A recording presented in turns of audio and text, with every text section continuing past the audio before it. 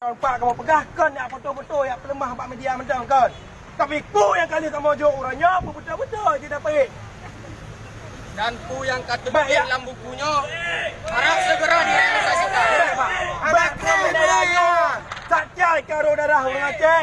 Bek dengan benderanya ya bahu-bahu ada kamarnya. Tapi dengan benderanya kamu perlu dia penampingi dengan bendera merah putih. Pimpinan DPR, benderanya di dalam. Nyo diseksa rusi kamu, pimpinan. Diperkosa, digantung, diculik.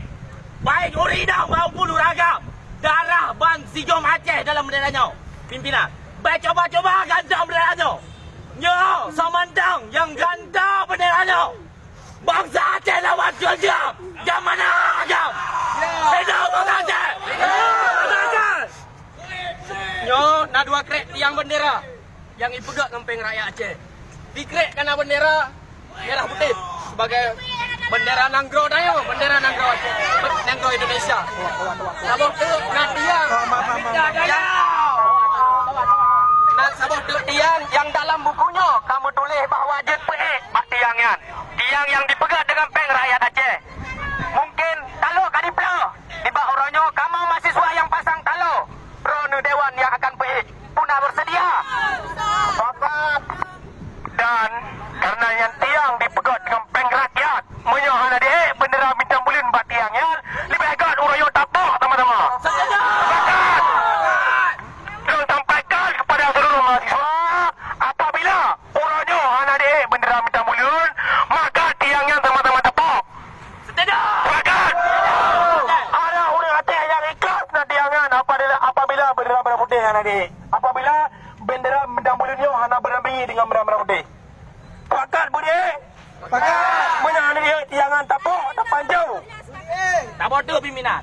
Dia tolong sampaikan kepada Badan Eksekutif Aceh untuk diubit. Surat perintah kepada semua instansi dan masyarakat Aceh untuk pergi benderanya bayar. Danya pimpinan Aceh nolami Aceh, nolami Jawa, nolami pusat. Jauh lebih. Yang disampaikan sihat Bapak LT Gubernur yang terhormat, yang mulia, yang kalian kamu pilih. Hidup Bangsa Aceh. Hidup. Lebih dia. Kasih data Pak.